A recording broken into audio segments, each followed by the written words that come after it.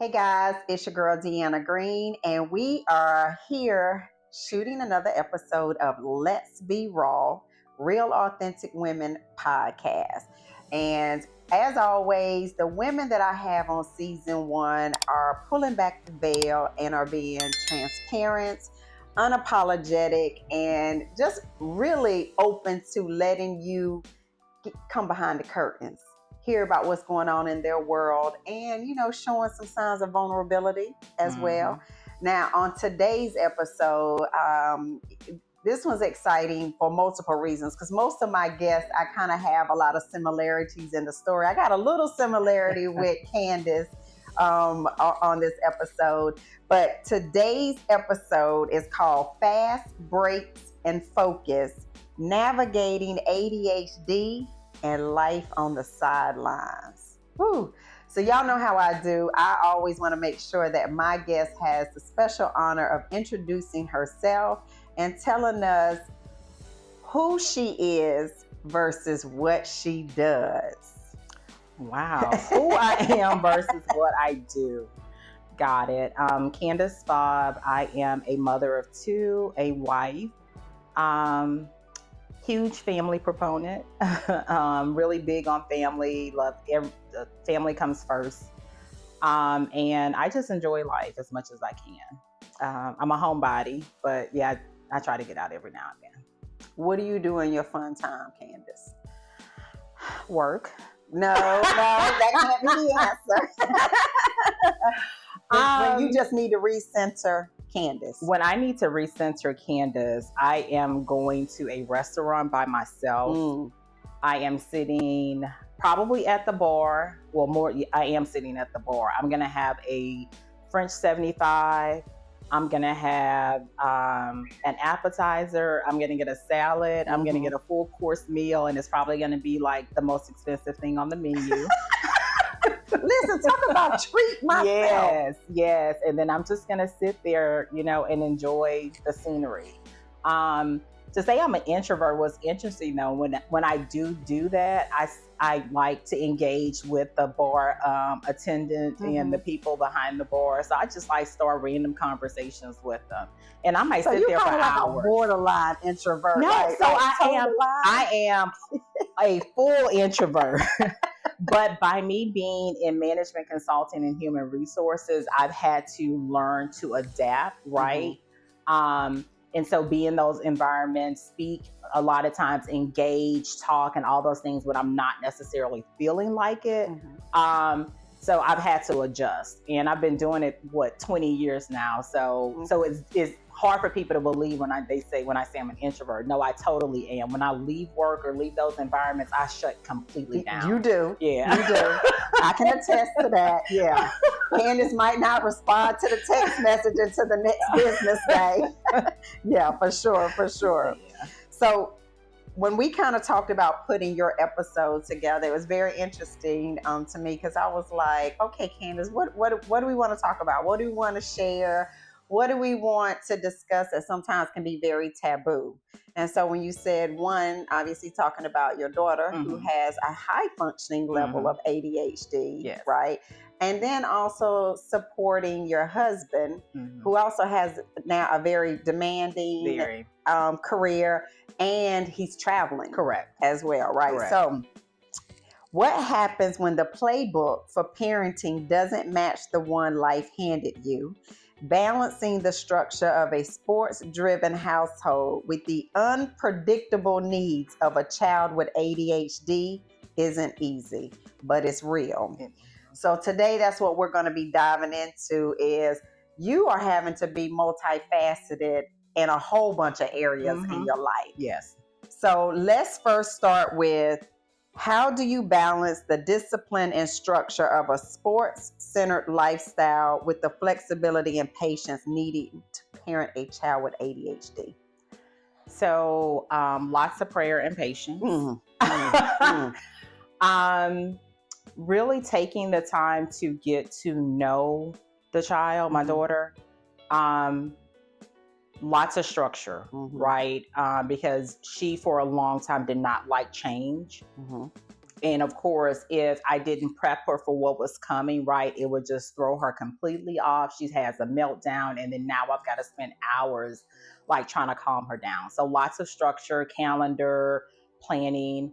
Um, but she's a lot like my husband. So I'm definitely gonna get a bunch of phone calls because they forgot something at home, and I've got to go take it to them. They can't find their keys, clothes, shoes. It doesn't matter. But that's probably one of the luxuries that being an entrepreneur has afforded me, right? I can create my own schedule. I can switch things around with my clients to go, cater to her and him, or do whatever I need to do as it relates to that.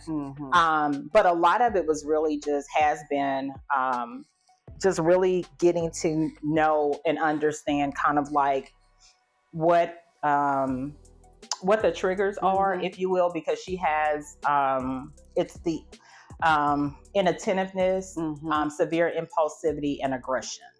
So let's take it back to, you find out you're pregnant with her. At what point did the signs start showing up that you needed to take her to the doctor to possibly be tested? And did you even know at that point what it possibly could be? I didn't. She was probably about, I know for a fact, she was 3 years old. Okay. And she was always one of those children, as a toddler, like she was walking early. She started walking like at 9 months. By the age of 2, she was talking like almost full sentences. You could, she was fully potty trained and everything. And when we got to about 3, to me, I felt like she was regressing, if you will, like in terms of like the potty training, we were going backwards and things of that age. That was the first thing. And then in terms of her interaction with other kids, it started to become very volatile. And so I would get calls like almost every day. They were like, "Oh, she bit a kid. She at hit daycare." Yes, at daycare. Okay. You've got to come get her and things of that nature. And I'm like, okay, what happened? Like, when did this start? Like, what's going on? And then finally they were like, it's uncontrollable, because then when they would like separate her from the kid, she would cry for hours, like at like high pitch for hours, and it wasn't anything they can do to control her. And we were probably 60 miles. We had moved 60 miles outside of Baton Rouge, right? So it was just me and my husband and then her. So we were away from home. And so it was difficult because, again, at this point, he was an alcohol, tobacco agent with the state. Still demanding job. They would have to go like undercover at night and things of that nature. So it was a lot of times just me and her by yourself. Yes, she and I by ourselves, and it just was a lot. And they'd be like, "Oh, well, you got to come get her." And then by this time, I believe maybe I still was probably working in Baton Rouge. And so I was driving back and forth, and I had to have a babysitter. Just so happened that one of the teachers at the school, I was like, I'd hired her to kind of take her home if I was running late or something like that nature. And so she would do it. But it got to a point to where she even said, it was like, I can't help her. I don't know what else to do. And so I think it was probably 2 daycares that she ended up getting put out of because of that. And then I moved her, because I was driving in Baton Rouge anywhere, to the school where my husband went, which is owned by his family. And so we moved her there. And they had an opportunity firsthand to see exactly what I was dealing with. And by this time, I was like, I'm not exactly sure what to do to help her. So I took her to a pediatrician. They recommended that we go see a psychologist. And then that's when she was diagnosed. And even then, he said himself, it's difficult to diagnose at that age, that early, but all the signs and symptoms and everything that the daycare had explained to him, because he had conversations with them, the babysitter, and she was an older lady. She reminded me so much of my mom. I absolutely loved her.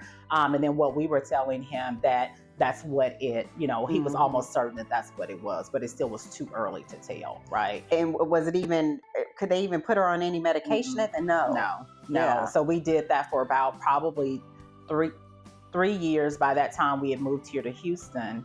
And we tried Montessori school. We tried a couple of other daycares. We tried a Christian-based private school. It was rough. It was rough. It really was. So for 3 years, you knew that there was something going on, but there was no, even though there was medication out there, it wasn't anything available for her. Now, was it based on her age? It was based on her age. Based on her age. Yes. The age, and then too, even when she did become of age, us not really understanding it, right? And then too, knowing that a lot of the medications are stimulants, they have side effects and things of that nature, not really wanting to subject her to that at such a young age. Because all of the brain, everything is still developing and all of that. Yes. So it was difficult. I mean, eventually we came to the decision probably around age 7, 6 or 7.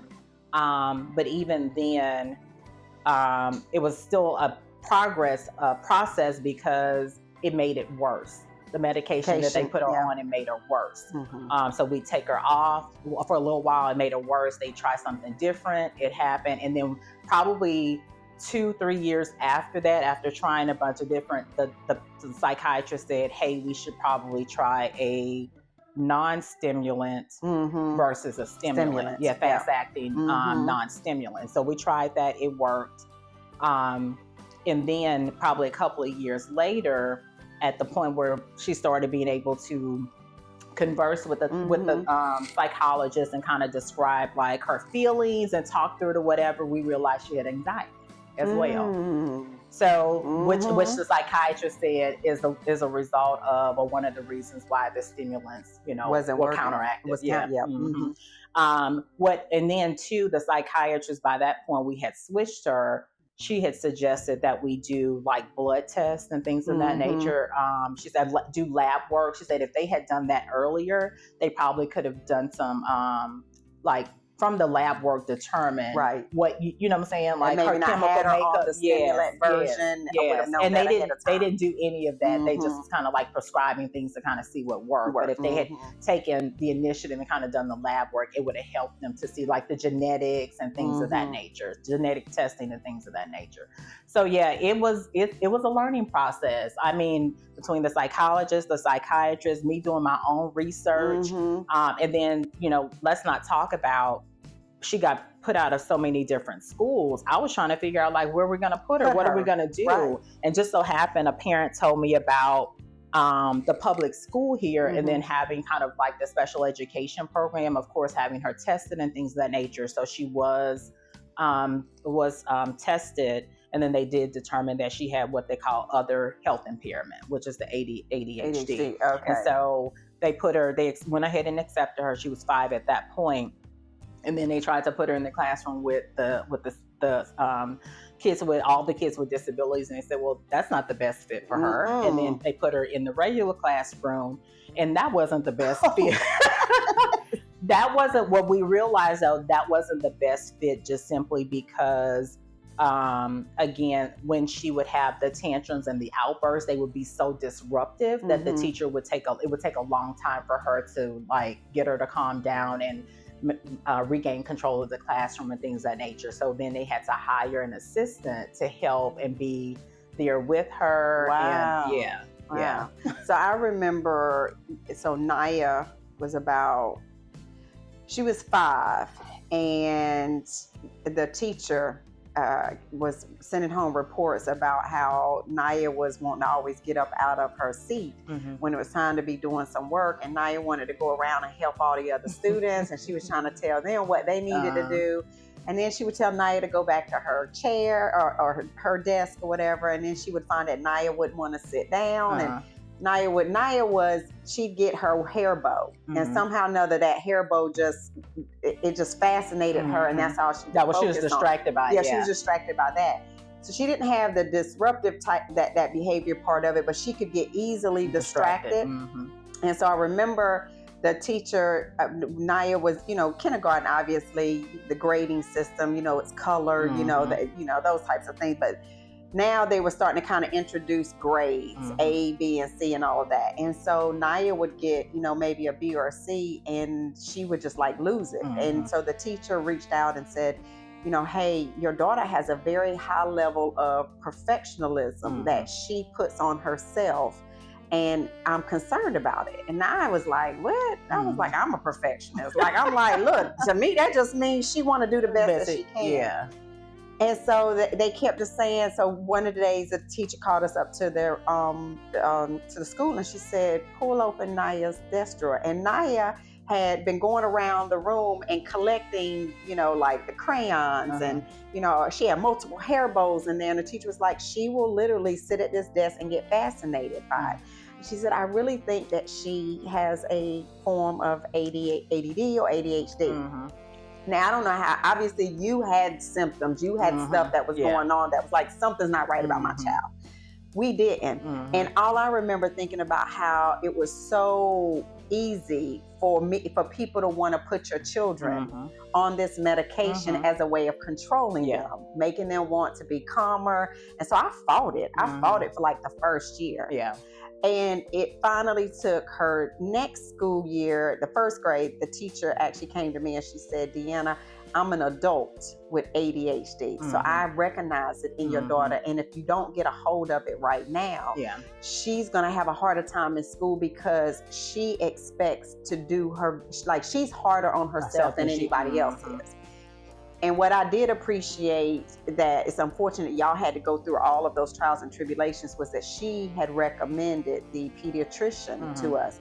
And she said, this man has over 20 years where he's actually written thesis and, been on boards for ADHD. And we took Naya, and he went through a battery of tests. Like you said, he did the blood work. He actually sent us home with 2 different reports. He gave us a report and said, okay, you watch her for 30 days and how she handles things at home. And then he gave the teacher and said, now you watch her. And then he took all that data. And when he compared the two, he said she does have it, but she's on a very low spectrum. And if we get a hold of it now. And so what I also loved was he put her on the medication where it was time released. Okay, yeah. So she'd take it first thing in the morning. But it would peak at like that 1 o'clock when she really needed to be focusing. And by 3 o'clock, it was out her system. That's what we ended up putting her on. Yeah. And did you see a big change? I did. That? I mean, especially with, like I said, just reduction in the aggression, the impulsivity. And then too, even with her ability to just stay focused in class, right? And so when she's not on medication, she averages probably around maybe B, C average. When she is, it's A's and B's. Yes, high A's and B's. Yes. Because she is one of those kids that she tries, right? She really wants to do well. She catches on really fast and things of that nature. But, she's in high school now. She's 10th grade, and she's recognized she doesn't like to take medicine. And then just the mere fact of taking it, now she has to accept and acknowledge that, you know what I'm saying? And she's like, I don't want to do that. And so it's a little bit of a struggle because, again, she gets easily distracted. So I do get the calls from the teachers, and she's not able to focus, and you can see it in the grades and things of that nature. I think you did a post. Did you do a Facebook post or something? I knew that was about age. Yes, because and then too, that's the other thing, is she wants to be independent, and so I just try not to. I'm still the involved parent, but then also to recognize that. And so I'm watching the grades, right? And so when they start to slip, I'll say, hey, babe, you got to pull up your grades. What's going on with this? What's going on with that? And she'll give me the update and things of that nature. But anytime she kind of like puts it off on the teacher versus her accepting accountability, I'll say, would you like me to, can I email the teacher? Yeah, she'll say, most times it's no. It's no, because either she knows she's not 100% at, holding herself accountable, or the teacher may say something, your mom emailed me, because they know me, and so she doesn't want to hear it either way. Right? And he said, I'm gonna stop this right before you start, right? And so it really has to be to a point to where she's turned in everything, she's done her part, and she's had a couple of conversations with the teacher, and then maybe there's just kind of like they're taking their time getting the grade in, and then at that point I'll say, would you like me to email them? And she'll say yes. Mm-hmm. But I have to ask her, yeah, to make sure it's okay that I kind of like do that or nudge them. So you don't agitate that side of it. Yeah. I remember with Naya, one of the side effects of the medication is it made her lose her appetite. Mm-hmm. And so that was a struggle because Naya was always very small to begin with. And so that was a fear. Then what I also liked was the medication that they had put Naya on. He had even prepped us and said, there's a high probability she could phase her own self out of it. And she did. So by the time Naya was in her senior year and she was wanting to get into the military, this is what was the craziest thing. We had been told that the military wants you to come in and you can't be on any type of medication. So she had to come off of her medication at her last year of high school, which was I was very nervous about it because, like we were just starting to apply for college and all of that stuff. And she was adamant. She was like, Mom, I can do it. I can focus. I can handle it. I can manage it. So she came off of it. And what I did see was over those years, she had gotten very in tune with her triggers. So she knows that in order for her to focus, she can't have any distraction. Like I'm a background noise person. I can't work in my office without the TV or some music. Like that, I know that's also a form of ADHD. I know I wasn't diagnosed. I say I self-diagnosed myself with ADHD because they also say it's hereditary. So I'm like, okay, out of me and my husband, I'm pretty sure Naya got that from me. But what I was impressed with was her being able to recognize her triggers and say, okay, when I do have to study, I'm going to go in my room. Everything goes off. Nobody disturb me and let me focus on that. Has Aiden gotten to that point, especially since she doesn't want to take the medication? She is. I mean, the doctors did tell us as she got older, right, it will get better. And to be honest, it has. Okay. She's still very unorganized. So Naya too. Forgetful, even with the phone and even with the reminders and things of that nature. But yeah, in terms of her triggers, especially in terms of the things that upset her and anger her, right? Like she can yell at the top of her voice at you or be abrasive in her tone, but if you do it to her, man, Naya's the same girl. When I tell you, I'm like, you are how you just so hard, and you want to be able to say what you want to say, but we have to be over here trying to figure out how to say it in the right pitch and the right. Because I could tell in your text message when you said, "Hey, babe," like we gotta lead with that in order to get them to do what we need for them to do. Yes. It's and so that recognizing that, and then too, her inclination is when someone upsets her to just go in, right? And so what I've been telling her is you've got to pick your battles, because people know how she is. They'll use that against you, right? Especially people that you think you're friends, and they come to know what your triggers are, those pressure points, and then to push your buttons intentionally. And if you give them that leverage, they're gonna always have control over you. And so that's what we've got to learn to manage. So that's what y'all are kind of going through now. The dynamics of the friendship, those triggers, all of it. Man, this sounds like so familiar, girl. Like it was the same kind of concept. And then Naya.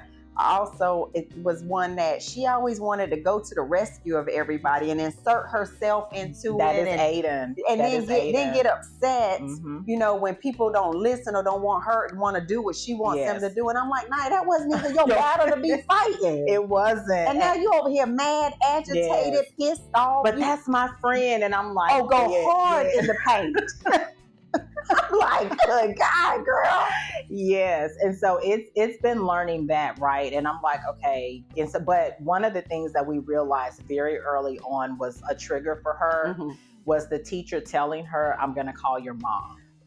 When I tell you she would destroy a classroom if you said that. Yes. Like it was bad. It was bad. So what would happen is, we had to tell her and let the teachers know that if she gets upset, then you ask her, would you like to call your mom? Yeah. Right? Don't say I'm about to call your mom. Just say, would you like to call your mom? Because the biggest thing with her is that regardless of what's going on, she always wants to feel like the situation is going to be handled fairly, right? And if you don't let her get out her side of the story, in her mind, to her, it's not going to be handled fairly. And so at a minimum, you've got to let her get her side of the story out, right? And then, then you can hear the other person's side of the story, and then kind of say, okay, and Aiden, you can't interrupt when they're telling their side of it, because now you're not sensitive, you're not understanding what they're going through. Yes. Thank God. Now my daughter being 20, I feel like she handles it a lot better. I've been impressed, because I didn't know if coming back from out of the military, if she would ever decide to go back on it. But now she's been off of it 2 years. So I feel like that's, gone. But we do use it as a running joke in the house, because she'll start something and then all of a sudden, like, she'll go in the laundry room and put her clothes in the washing machine and with the intentions of, and somehow I'll go in there and the door's still wide open. Nothing's been put, and I'm like, she back upstairs, honey, in her room. I'm like, Naya. So now we like, girl, you in that darn ADHD. Like it's a running joke now in the household, but it was very challenging. And I remember how my patience, like, I remember when they told me that she had ADHD, and they were trying to educate the family. At that time, Claude was doing working for a company where he was working till like 8, 9 o'clock at night. So guess who was on homework duty? So I'm on homework duty with this 6, 7-year-old child doing homework in my mind that should just be so easy. Like, what you mean you don't understand that 5 + 5 is 10? Oh yeah, no. Girl, we would be sitting at that kitchen countertop. Honey, I think there was sometimes I wanted to fight my child. I wanted to just grab and shake her like, why don't you get it? Look, let me tell you. So very early on, I realized that was not my forte with her. I had to hire a tutor. Like, I could walk her, talk her through everything else, but that was not it. So she's had, and again, the things that she has challenges with is the reading comprehension and then the math. And so what I've been struggling with the schools is because, mind you, the way the school system and things of the nature is set up right now is they teach the subject, the kid takes the test, and then if they don't score that well on it, they give them an opportunity to retake it, right? And so those things kind of help to boost up the grade. I don't feel like it really, you know what I'm saying, is testing the child for comprehension and understanding and knowledge and things of that nature. It's almost memorization. It's like, okay, I didn't get it right over here, so next time when I take the test, let me make sure. Yes, and so then she takes the STAR test, and then the STAR test, she's either, meeting or not meeting, like the scores are very low, right? And so my struggle is, and what I've been struggling with is, how do we get to the point to where, because they're like, oh, well, her grades are good, that check, she's meeting that expectation. And I'm like, no, because the STAR test says something completely different, right?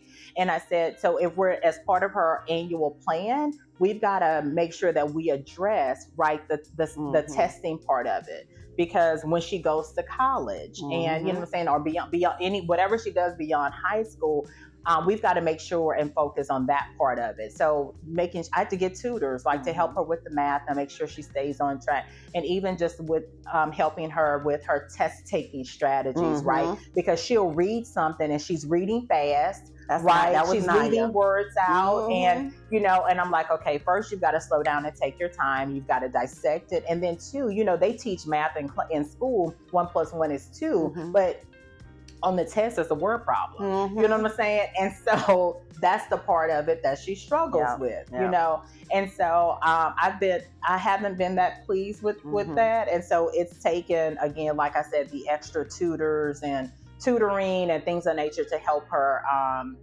make sure that she's able to pass the STAR test and things of that nature. So with everything that happened with Aiden, is that why you didn't have any more kids? It absolutely is. I knew the answer to that, but I was trying to make sure that so let me tell you. So my husband, let me tell you, I don't know that I really wanted kids. Okay. And if I did, I didn't want that many. Right. And so I think for me, the compromise was on 2. Like he already had, his daughter from previous relationship. And I was like, okay, well, if we have kids, it would be maybe 1, no more than 2. He said 3. I don't know where he got that number from, but that was complete out of the question. And then I got pregnant with her. And then, like I said, by the time she was 3 and we started having, it was out the window. At that point, yeah. Was he in agreement at that point? He was in agreement. He said, you're right. Yes, he was in agreement. It was rough. Yours is way more intense, Candice. I don't know how I would have been able to deal with that. And then I know as a mother, you're looking at your child and you see that your child is in distress, right, and struggling. Yeah. And your job is to come in and be able to fix it. Yes. And you were literally handcuffed. Girl, look. You didn't know nothing. When I tell you, the people at the school knew me. And what is crazy is, so even when she started at the elementary school, even though Texas has this, requirements, right, for those that have special needs and accommodations and things of that nature, the school didn't have the staff to even prepare for it, to even facilitate the services. And so that's why I said they hired an aide, right, to kind of, and then the aide wasn't trained and skilled, right? Because you have to have know how to calm them down or even recognize what those triggers are, how to talk to them in the right tone, all of that. Some of them don't even want to be touched. Like Naya was like, don't even come near me. She got defensive with that. It was even the teachers though, like just having that classroom management instruction part of it, because again, they teach to and cater to the mass, right? The majority. Right. And so you could have a couple, 1 or 2 outliers, and it's like, okay, well, what do I do with them? I don't know how to adjust or whatever the case may be. Luckily, the psychologist at this point was a former teacher, right? And so she was able to bring in that expertise and be able to write like strategies for the teacher to implement in the classroom. Yes, when I tell you that was a lifesaver. So we all were like, she'd have meetings and conferences with the teacher. How was she this week? What did you, what were the issues? What do we need to work on and things of nature? And then 2, whatever she would give, she'd have the conversation with Aiden. And then whatever she gave mom to work on with Aiden at home, it was the same thing at school. And so just making sure that the structure was the same, and whatever we were doing, it was consistent across the board, because again, she was having a hard time with the change. Yeah. Woo, honey. Yeah, we have been through some things with our children with ADHD for sure. Another topic that comes to mind is, what are some of the practical ways that you learn how to manage her ADHD meltdowns, especially in your household and in a household that doesn't slow down? Because your household doesn't slow down. It doesn't. So how do you manage those particular meltdowns? So again, it's a lot of talking. It is. And not being so quick, like you said, to make a decision and not hear her out. And it's so funny because my husband, she'll be in the middle of a meltdown and he'll be like, stop acting like that. And I'm like, okay, wait, I got this. Like, cause it's not helping. It's making it fuel. Yes, it's making it worse. Like, it's okay. And I'll tell him she's having a moment. Right. It's okay. Right. Like, you know what I'm saying? He's like, stop it. Yes. But I mean, even now, they still happen, but it's still not as frequent, right? Okay. But back then, and even up until maybe this past year, it was just like, okay, Aiden, you're overreacting. You know, let's calm down. And so sometimes you just have got to let her work through it. I mean, even now she's 16 and sometimes she still will cry for like an hour or so. You know what I'm saying? And so I'll say, okay, Aiden. And then 2, she wants to resolve it and talk about it right then and there. But when I recognize that she has a block or barrier up and she can't see or understand it from a different perspective, I'll say, okay, Aiden, I don't know that now is the right time to continue the conversation. So I need you to calm down. And when you calm down, we can talk about it, right? So I feel that a big part of your entire background work-wise is also why that works very well. On the last episode, I talked about how I feel like God always gives us the children that we're supposed to have. I just told my mom that 2 days ago. I'm just saying, because you being in HR, crisis management, you all about operational and procedural, and we're going to do it like this, almost like a drill sergeant. Yeah. That works for you and Aiden, because I'm sure you can get through to her, whereas Anthony over here talk about you over here, you better stop doing this, that, and the other. That's not working. No, which is another reason why, again, when she's having a meltdown at school, I'm the first person that she calls, right? Because I can easily get her to calm down and to help to diffuse the situation. Now, depending on what happened or what transpired, I may be able to get through to her. But a lot of times I don't necessarily try to talk to her about the situation in that moment. It's just to get her to calm down. Now, if there's a consequence for her action, that's when I may have to go up there. Yeah. And sometimes I got to the point I said, okay, Aiden, I get that you understand that it's not fair. However, this is the end result, and we're just going to have to deal with it, right? We can talk about how unfair it is and things like that, but this is the end result, and I need you to be okay with it. See, having a mother like that talks to you like that, it's almost like you got to be like, girl, just get yourself together, right? Because you're not the mom coming at her, like you said, with that same type of energy and that output that she's doing. Yeah. So that makes a big difference. Guys, listen, this first segment of this episode, we definitely wanted to hit on, because we know that there are a lot of parents out there that either currently have children with ADD or ADHD, or you recognize some signs and you don't know where to go, how to get treatment, what is it, you're at your wit's end. This is why it was important to have this particular segment, because a lot of us, and kids nowadays, just the environment, what they've been exposed to. There's so many things, and trigger wise, that I think back to even when I was younger. I'm like, I really do feel like I probably was ADD or ADHD even back then, but they didn't have that label, right? It was just either you were a very overactive kid or you were a drama queen. They had all these other words for us. Or they gave you the medication, but yet there wasn't any practical steps and actions and tools to go along with absolutely, absolutely. Well, guys, you know what we have to do now? We have to take a quick break. We want to shout out our sponsor, which is where we are hosting the Let's Be Raw podcast right here at the Biz Lounge, located at 3660 Barker Cypress Road in Houston, 77084. Check out this video and come and take a tour. We'll be right back.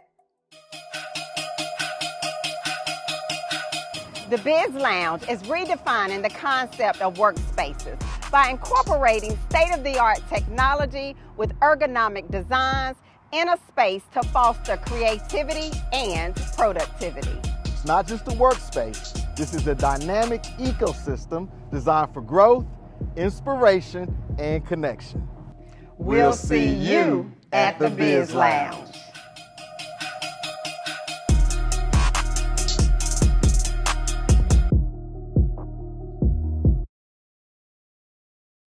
Welcome back, guys, to Let's Be Raw. Today's topic is fast breaks on the sideline. And we're also talking about with Miss Candice Fobb. At the first half of this episode, we talked about having a child that has ADHD. How do you manage that? What were the signs, the triggers, and just how she's a master negotiator on helping her daughter, just diffusing the situation and everything. And so the second half, what we want to then lead into, because she has such a busy lifestyle, is also being a super wife to a husband who has a very high demand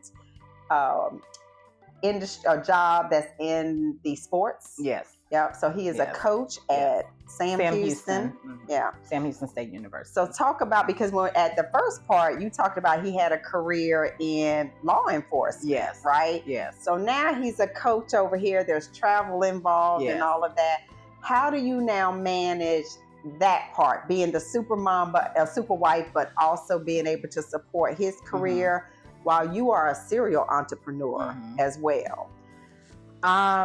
So we try to have as much structure as possible.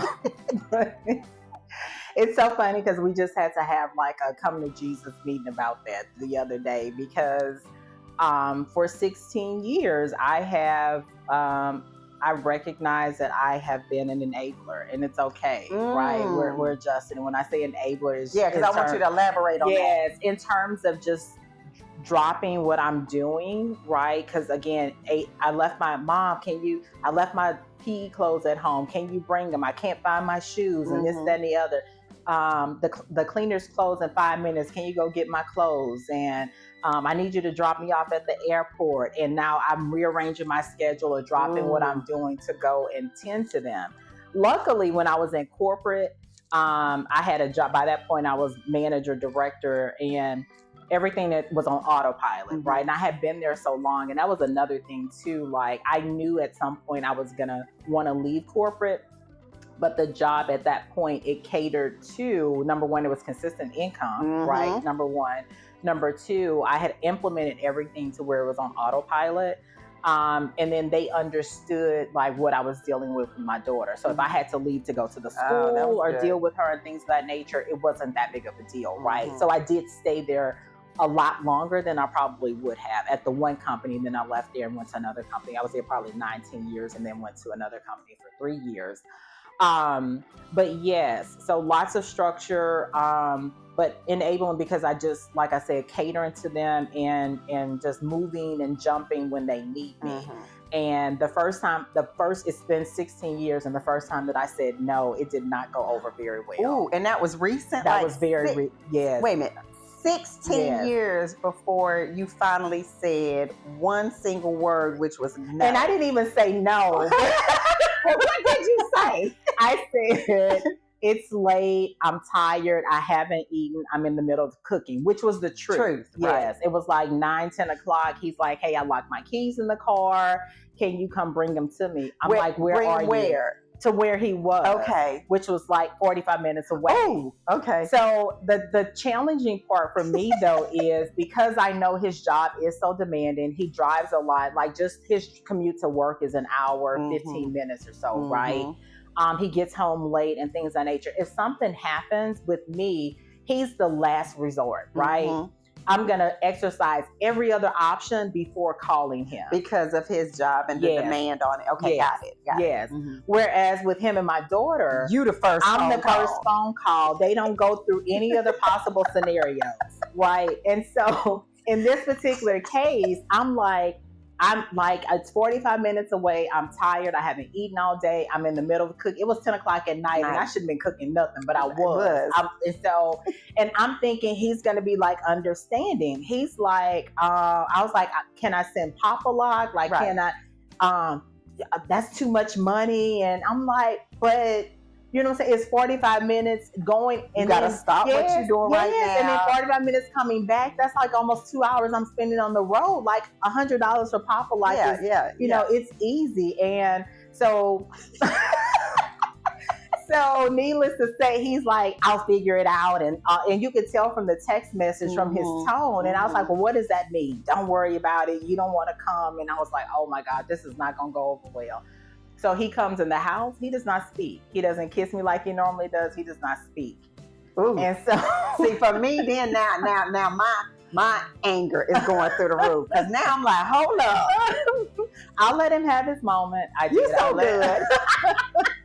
I'll let him have his moment. So then I'm like, well, what did you figure out? He's like, oh, the car has an safety app that you can use to unlock the car. He just had to activate the feature, and he was able to unlock the car. And I'm like, wait, so you've had this app all this time? You know, so I think I go in there and I try to talk to him. He's like, I know, you know, it's my fault. I should have been more responsible, but I asked you to do something and you couldn't do it. And yet you do everything for everybody else. Oh no, we didn't pull that card. Yes. And I was like, are you serious right now? He's like, well, that's how I felt. That's how I felt. And, so on and so forth. You say I don't communicate my feelings. I'm communicating my feelings. And I was like, but it's not fair. Mm-hmm. So, but in that moment, I knew he wasn't going to see my side. I was like, I always do what you need me to do when you need me to do it. And the one time I don't, like, this is your response. And I was like, it just doesn't make me feel good. Right. And so, but he still wasn't seeing it. And I know how I am. Like sometimes I'm like want to force him to see my side of, because I tend to view things from others' perspectives, right? Step outside of myself and view it from others' perspectives. But in that moment, and I wanted other people to see it that way too, because sometimes it's not all about us. Yeah, right? Like the book we're reading, right? She says that a lot of times if we look at it from the framed view of the other person, that just allows us to sometimes be able to calm ourselves down, right? And be able to act accordingly. Correct. There wasn't any winning. No so grace. I was like, I'm gonna let it go. I was like, I just said, okay, finally.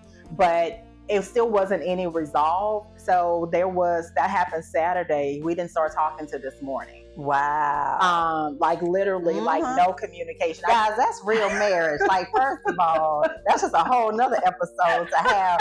People always talk about, well, how do you make a marriage last? Everybody always wants to say communication.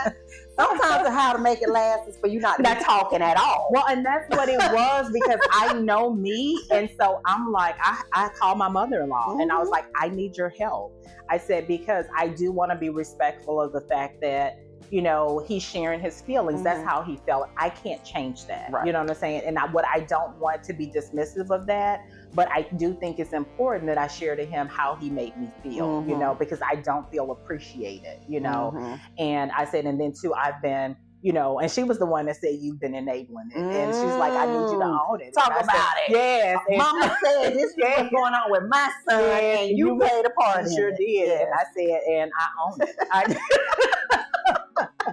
Oh no. I said, I own it. She said, but you're going to get through it, and this is how. And I said, I just need the words. I need to know the approach, because I don't want to, to make him feel like he can't come and talk to me and that his feelings don't matter, because they do. Is there demands with his position that, not just that particular situation with the whole key-sit thing, but just his position as a whole, that puts a strain on your marriage or your family dynamics, or just you two together? I think probably, I wouldn't say put a strain. The biggest thing is that it does, of course, unfortunately cause him to miss like some pivotal moments, right? Especially when Aiden was like playing volleyball, just like the travel and things of that nature. I think, he had missed like a couple of daughter-father dances, but he was able to make like the last one in her 8th grade. And so it's kind of like, okay, he was able to make one, so that's good. But he tries as much as he can to be there, like when it's most important, because, okay, they're traveling and things of that nature, he can't. I think if I probably wasn't the type of wife that is as independent as I am, it probably would be an issue with us, but it's not, right? Because I understand his career. I understand what it, what it asks of him, and even, his family, right? And so that's not a problem. It's not an issue. When he has downtime or whatever, we do try to make sure that we have date nights and go do things together. Try to have conversations about the kids and give him an update on what's going on and things like that, so he doesn't feel like he's out of the loop. Out. Right. Yeah. Supporting his dreams and his goals and all that, because obviously you and I being girlfriends and knowing some of the intimate pieces of it, and the changes in the career, and even changes when we talked about income levels and all of that, right? So being supportive of that, you touched on it. Do you think it makes it a lot easier because you are an entrepreneur, so you can kind of understand his goals, his dreams, the hustle, the kind of starting all over again, but here's the big picture, because one of his ultimate goals is to be a head coach, right, at the collegiate level. And so you being supportive of that, do you think a big part of that is also because you're an entrepreneur and you started several businesses, you've seen it grow, go up and down? Or you just think that's just your nature? I just think it's my nature, well, honestly. Yeah. I just think it's in my nature because remember, he was in law enforcement, and that's where in Louisiana when we lived there, and then even when we came to Houston, that's what he did for a while. But I knew and could tell that he was very he wasn't very satisfied, right? And so but he loves sports, specifically basketball, like all day every day. And so I remember telling him, like, I don't know what I was doing, but he was supposed to be teaching a criminal law class. And then I guess they didn't pay him what they promised him or whatever the case may be. And so I just started looking for teaching jobs, right? And then I saw one that was posted for a high school, and it required a teaching certification. So next thing I know, I started looking at teaching certifications. Well, we a lot in common, girl. We can help our men find a job, get what they need. So and all of that, right? I started looking at teaching certifications. So then I'm like, well, how much do the teachers get paid, right? And so I hit him up and I was like, hey, how much vacation do you have? And he said X, Y, and Z. I said, okay, I found a teaching certification class for you. You can use your vacation, go take the class, get your certification. You can apply to this job teaching law in the high school. And oh, by the way, I saw at this high school that they have an assistant coach position. And so the rest is history. And so from there, he went into high school coaching. And then at the point where he said, hey, I want to pursue college coaching. Now, that transition probably was the hardest because I had just left corporate that April. He came to me. He had already been considering it, but he's like, hey, I have an opportunity to go coach at the college level. Now, again, at this point, I'm working for myself, right? I'm an entrepreneur, and it meant that there was going to be a drastic, already was a change in the income because I'm not in corporate at this point, right? Then you're saying you're going to leave your high school head coaching And that's position. what I was trying to get to. Is you've got this over here going on, and now we also want to be supportive of his dreams and his goals. How does that merge together? Yeah, it's definitely a sacrifice, right? Because when he said that, I said, okay, I'm going to support it as best I can. I didn't know what that looked like. I didn't know what that meant. And just so happened, one of my clients at the time asked me to come and work for them full time. And I said, yes. And so right around the time that was happening was when he had officially started the coaching position. And so it was easy, right? Or a lot easier just because I was working full time, the income, and then that was the first year and a half. Now, at the point when that particular position ended, which I knew it wasn't going to last forever just because of what I was being charged with doing. Now I'm going back to being a full-time entrepreneur, and his salary as that coach, because again, he's taking an entry-level position to get his foot in the door. This is going to look very different, right? And that probably was the hardest transition. And we're still in it, but we're just like, hey, we're in it together, and we're going to figure it out. So he has his moments and his days because it's just like, okay, it's not the same, right? Income wise, but we're making it work. And so is that when it's in those moments, are you jumping in now and trying to be cheerleader and trying to be, I'm going to reassure him everything's okay? Or do you just kind of let him kind of work through that? So I normally would, in the past I would, but when he said that he wanted to do this, he wanted to pursue it, those were the questions that I had initially, was like, okay, financially, what's the game plan, so on and so forth. And he said, Candice, I don't know right now, but I'm going to figure it out. I got it. And he was like, I need you to trust me. And so when he said that, that's what I've been doing. Yeah. Wow. That's what I've been doing. So, and a lot of prayer. Yes. Yeah. Because also too, I know that if I'm constantly asking and, all like, it's not going to go over well, because it's just going to stress him out more or whatever. He said, trust me, I got it. We'll figure it out. And so that's what I've been doing. So. Yeah. So, Claude and I were in that situation when the decision was made that we had made a plan. I would start the business. He would stay in corporate America for at least 5 years. And we really made our whole lifestyle off of his income. Which took the stress off of me, so that as the business was growing or going through its ebbs and flows, right, there wasn't the stress. Now, here's a funny thing. I can admit this. I didn't recognize the sacrifice that he had really made. And I also didn't recognize that he had literally taken a lot of pressure off of me. Because it's one thing trying, you're already an entrepreneur, especially if it's something new that you're kind of going into, even if you got some experience, it's completely different when everything is on your shoulders, right?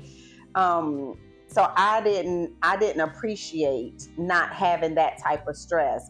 Then we finally made the decision, okay, well, we're in it. It's time for you to come out of corporate America. Let's make this change. And I did not give him the same grace. I did. When we started the lending company, so many things happened. We literally went live a week before COVID hit. Oh, wow. Okay. That shut everything down. So not just our regular real estate business now got affected. This whole brand new business that we had actually paid somebody $30,000 to help us put together. The lending helped introduce us to, lending partners, just do all of this. And now there's no income coming in on that business. The other two businesses are now going through some stuff. And talk about just oh my God, I did not treat my husband right during that time. I didn't give him grace. I didn't give him allowance. I didn't give him the comfortableness of being able to say also that this was actually something completely new to him. Like Claude's background was sales and education. In your mind, you're like, this should be easy. Girl, I'm like, it's money, it's lending. Like, get the application, process the application, match it with the lender, get the money, get your commission, let's keep it moving. Like, to me, it just made so much sense. And that's he not was how it struggling. works. And he shut down. He didn't want to talk. I would get so upset because he had been this person that was used to having, funnels and systems, right? So from a sales standpoint, you knew, okay, here's a potential opportunity. What could that opportunity net us? Girl, I would go to him and this man would look at me like a deer caught in the head, like, I don't know. I'm like, how you don't know how much money you gonna make on this deal? Like, do you know how, we need some, like, I didn't give him no grace. None. I felt so bad. I'm so sorry, baby. Like, I had to apologize years. It took years too. It wasn't immediate. I'm telling you, I learned a lot from you when you be talking and stuff. I'm like, okay, what would Candice do in this situation? But I just remember I should have done what you did, because he said the same thing. He was like, babe, I don't know. Just trust me. I'm a hustler. I'm not going to let us lose anything. And I just could not see it. And then I had to go back and realize that there was a trust issue there. Right. And I didn't know if necessarily it was a trust issue that I didn't trust my husband as far as taking care of the family, because when I looked at it, that's what I had to say. I was like, girl, look at the history. Correct. This man has we've never lost anything. Nothing's never been repossessed. You know what I'm saying? We went through a very bad moment where we were sitting at the bankruptcy office ready to file bankruptcy, right? So we have been at the edge, but he just didn't let us fall. Correct. Right. And so I'm like, what are you doing? Then that's when I realized that the trust was in me. And all of that goes back to childhood. You know what I'm saying? And being my mom, being a single mom, and girl, you better always make sure you can take care of you and them kids. So that fear came up. I mean, I'd have been at the edge before, because I'm like, I'm like, we were at the edge again last year. I was like, Lord, okay, I don't know if I want to do this anymore. But I knew for him that it was going to be a challenge because he had never been there, right? And so my thing was, I could get through it. But are you going to be able to? Because I know how he is. And so when he said that, because I had been like asking, like, and trying not to nag him, but like, what's the plan? What's the plan? Right. What's and the I plan? can hear you say, yes, like, cause I need to know the plan. Like, I mean, because you going to do this. I'm like, what is the plan? Like, I need a plan A, B, C, and D. Right. And he did not have one. And so I was stressed out, like, for real. But when he said, I got it, trust me. And trust me, this is what I want to do. And I was like, okay, then. And that's what you've been doing. And that's what I've been doing. That's what I've been doing. Let's see. Let me see. What's another good question? You talked about date nights, because I think this is very important, right? How do you manage date night as a couple, especially when you've got your child over here, right? That still needs a lot of attention, and she's in high school. Yes. So these are those last formative years before trying to figure out what she wants to do with her life. The other caveat, guys, is you have your mother that lives in your home. Well, she makes it easier for dating. Oh, she does? Okay. Well, 8 and 16, so she pretty much watch herself now. But even before then, my mom lives with us, so it's easy to go to date night. So who plans date night? My husband does. Okay. That's crazy, because you always like the planner, the organizer, and everything. I don't. So I'm not. Okay. I hate organizing and planning anything. And then too, honestly, it's just difficult with his schedule. That's what Yeah, it's very difficult with his schedule, because number one, he does not plan. Right. You know what I mean? He just come home and say, get dressed. No, he does. Out. He'll call me and say, yes, he will call me and say, hey, get dressed, or we're going to, X, Y, and Z. And so for 16 years, I've said, okay. The one time I said, no, I can't, or my hair, and it was not, it wasn't received well. Yes, that was a while ago, but yes. But he plans. It's difficult to plan anything because his schedule just fluctuates. Yeah. Like he could be home today, but then tomorrow now he's got to go out of town because he's recruiting, and he may be gone 3 days. He may be flying. He may be driving. Like you just never know, And so I'll say if it's been like a few weeks that we haven't done anything, I was like, babe, it's time. Like, and he'd be like, okay, I'll see what I can do. But I just have to be ready when he calls. Yeah, that's what it sounds like. You might be going to have a bag to the side and everything, right? Yes. Okay. Now, sometimes I can, because I know like some of the holidays, right? Okay, Father's Day, things of that nature, he may have off. So I'll be like, hey, we'll do something for Father's Day, for like holidays. But other than that, like it's very hard to plan anything. Okay. Yeah. But you also seem like, you really seem like you just go with the flow. I do. I'm easy. Yeah, you easy. I am. I'm the one that's got to be on the calendar. Tell me what time. Like, I want to research where you say we were going. I want to look at the menu ahead of time. No, man. Yeah, I got to do all of that before we be talking about it. Which is funny. I only do that when my husband plans. Okay. Now, when I plan it, it's like I send him a calendar invite, and it say date night, and sometimes I might tell him where we going. Sometimes I don't. Yeah. And he the easy one. Yeah. He just like, tell me, what's your color? What color are you wearing? So I know what I'm supposed to match up with. Yeah. And he rolls. I just be like, what's the attire? And then like, okay, Yeah. So it works. I mean, my thing is, if I didn't have to plan it, it don't. Good. Yes. Yeah. You good. And see, I say that, I'm like, I don't want to plan it. But then he knows me. He was like, nope, Deanna, because you picky when it comes to food. So that's why I have to look at the menu ahead of time and make a decision. So normally if he puts it together, I get 2 different places to go to. And it's really just, go check the menu, girl. Are you going to be able to find something to eat? Right. But yeah. So guys, this has been an amazing episode. But before we close out, Candice, is there, 1, 2, 3 main things that you want to leave the audience with, just talking about having a child with ADHD, and then also being a support system to a spouse that has a high demanding career?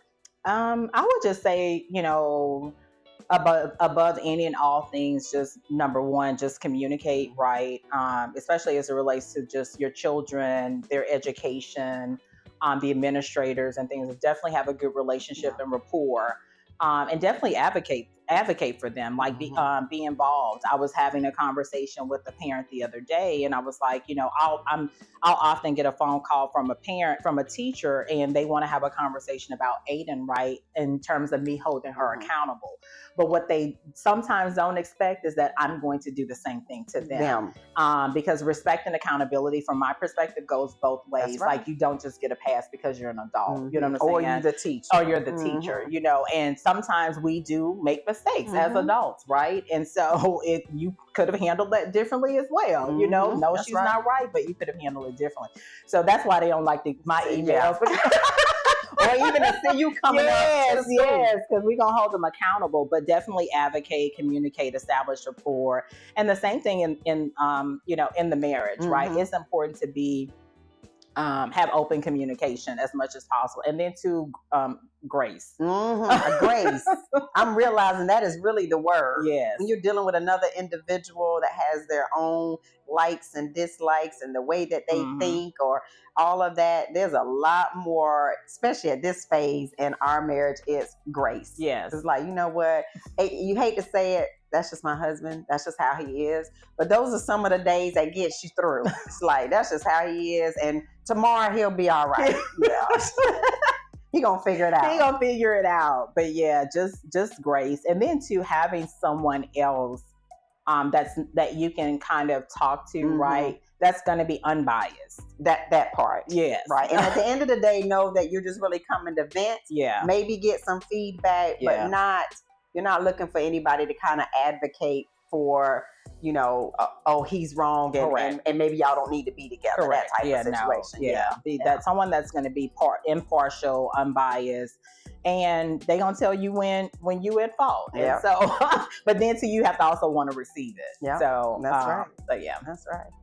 Well, guys, again, thank you so much for tuning in to Let's Be Raw, where we are always trying to make sure that we bring you thought-provoking, transparent, unapologetic, real conversations. There's laughter mixed into it. There's truth mixed into it. We want to make sure, again, that you like, subscribe, share, comment below. Tune in for our next episode. And on next week's episode, we're going to be talking Shattered Stronger, Surviving Abuse, Reclaiming Power, and Finding Peace with Brandy De La Rosa. Stay tuned, guys. We'll see you next week.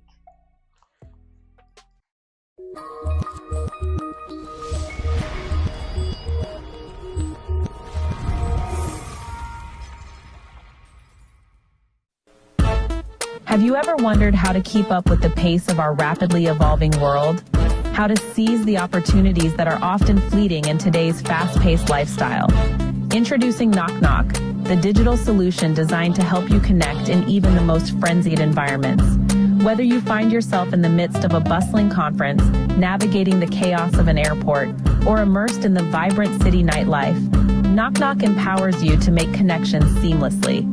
With just a simple tap, you can integrate contacts instantly, ensuring no opportunity slips through your fingers. But Knock Knock isn't just about networking. It's about bridging the gap between your various brands. With Knock Knock, switching between your brands becomes as effortless as a single tap. No more navigating through endless web links or scanning QR codes. Knock Knock is the app that brings networking and e-commerce into the palm of your hand, making connections, making sales, and managing your brands effortless and instantaneous. Welcome to the revolution of technology and networking, brought to you by the Knight & Group Technologies division. With Knock Knock, the power to connect is just a tap away.